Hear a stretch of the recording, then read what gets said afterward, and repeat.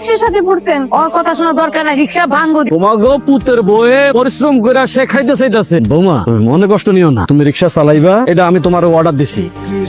আচ্ছা ময়না, তুমি কি জানো এই যে তুমি একটা সুন্দরী মাইয়া হইয়া রাস্তা দিয়ে রিক্সা চালাইতেছো, আর যুবক পোলাপান তোমার দেখে নানান ধরনের টিটকারি করতেছে। একেরা কি কইলো, আমার নিয়ে একেরা হাসাহাসি করলো, তাতে না আমার কিছু যায় আসে না। আমি কিন্তু তোমার অনেক ভালোবাসা ফেলাইছি, তুমি কিন্তু আমার মনে জায়গায় ঘুরে নিছো।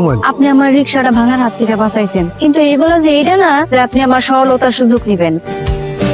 তুই এখানে? সবই আমার কপাল। একটা শুভ কাজে যাইতেছিলাম, এইখানে তোর মুখ দেখে যাওয়ার লাগতেছে। আমার মুখ দেখলে আপনার অমঙ্গল হইব কেন? আমি কি চুরি ডাকাতি করতেছি নাকি চিন্তাই করতেছি? রিক্সা চালানো কি পাপ নাকি? কই গেলি রে মা? আঙ্গবাড়িতে একবারে যে সোজাসুজি হাঁটতে হাঁটতে আঙ্গবাড়িতে চলে এসেছেন। আঙ্গবাড়িতে কোনো গরু যাওয়া দিন যে বিনা দাবা তাই পড়ছেন। আমি এই বাড়িতে খাইতে আহি নাই অনেক দিন ধইরা। আমার ময়না রে দেখি না, ওরে খুব দেখতে মন চাইলো। ওই আমার ময়না।